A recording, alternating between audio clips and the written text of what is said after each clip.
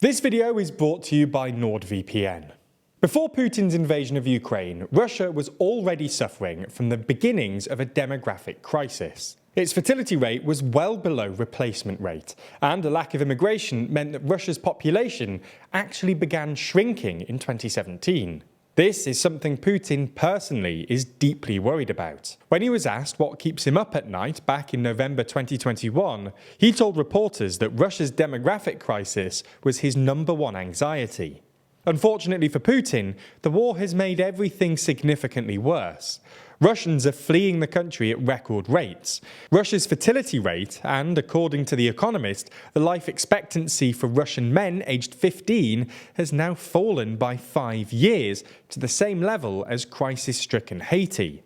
So, in this video, we're going to look at Russia's demographic crisis, how it's been exacerbated by the war, and whether there's anything Putin or the Kremlin can do about it.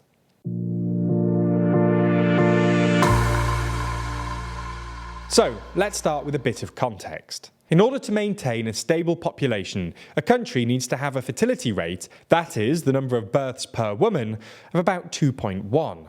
If your country's fertility rate is below 2.1, then without significant immigration or increases in life expectancy, your population will begin to shrink. And this is bad news, because low fertility rates are politically and economically difficult, because they mean an older population, which means a heavier tax burden on the young, working population. Before the war, Russia had a fertility rate of about 1.5, putting it roughly on par with the EU average.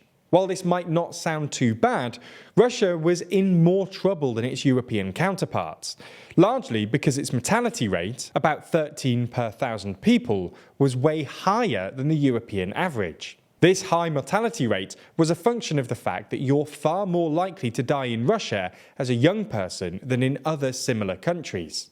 In 2018, for example, 25% of all deaths in Russia occurred before the age of 60, and Russia's life expectancy for men pre-war was just 68. Anyway, this low fertility rate, combined with a lack of immigration and a high mortality rate, meant that Russia's population has been slowly declining since 2018. More worryingly for Putin, before the war, the UN predicted that Russia's population would fall to 135 million by 2050, about the same as what Russia had in 1975. You get the idea. Even before the war, Russia was struggling with a demographic decline.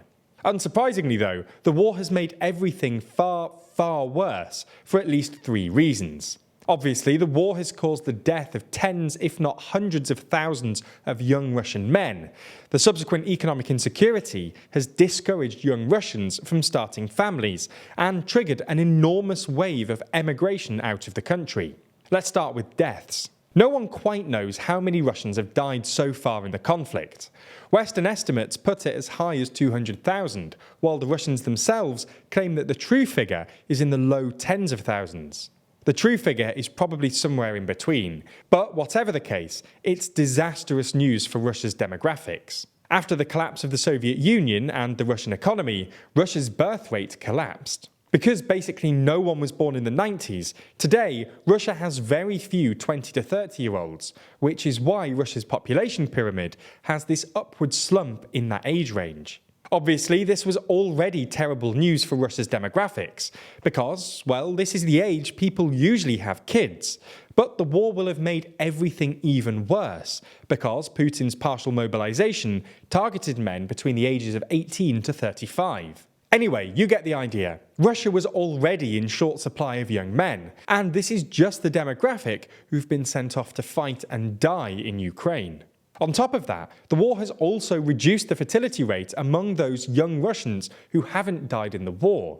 This is sort of unsurprising, because Russia's political and economic future is deeply uncertain, and this will put people off starting their families. The number of births registered in April 2022, which was just 2 months into the war, was the lowest since the 18th century, and Russia's fertility rate is predicted to fall to one of the lowest in the world in the coming years.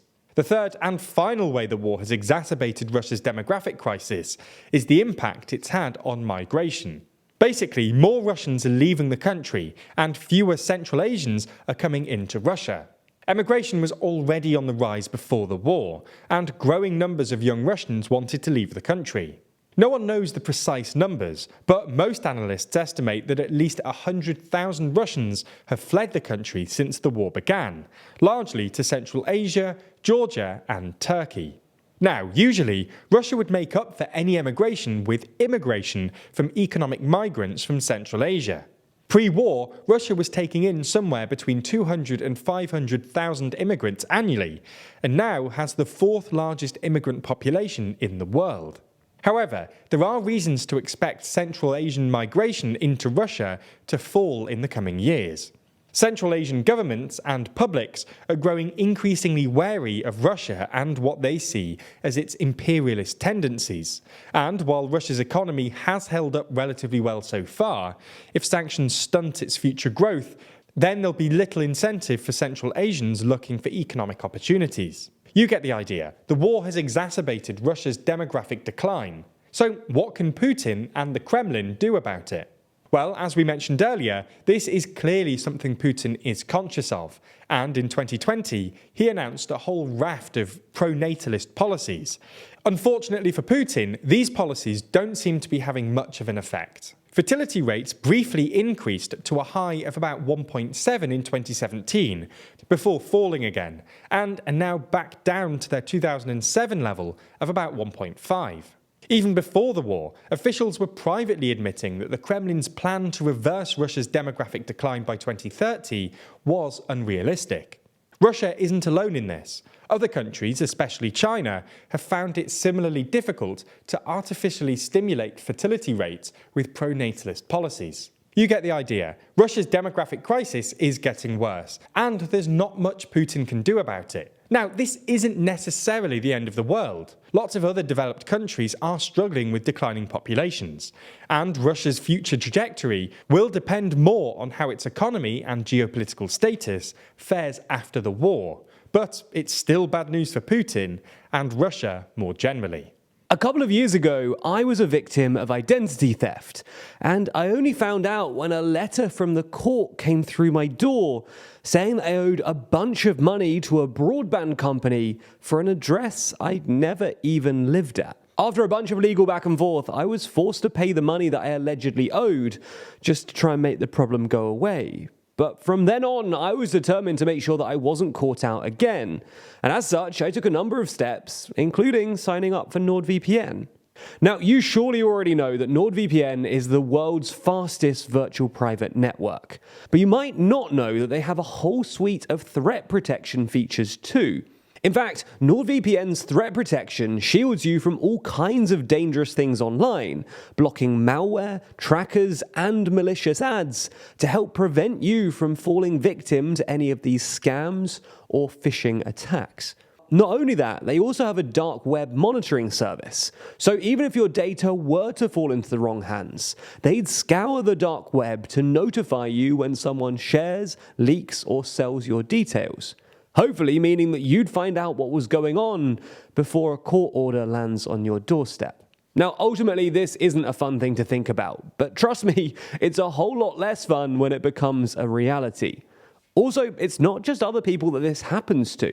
I hope you'll agree that I'm a reasonably smart person, and I did a computer science degree, and I still got. So, click the link in the description or go to nordvpn.com/TLDR to get a huge discount on their 2-year plan. And with a 30-day money-back guarantee, you've got nothing to lose. So, thanks for your support, and make sure you click the link in the description.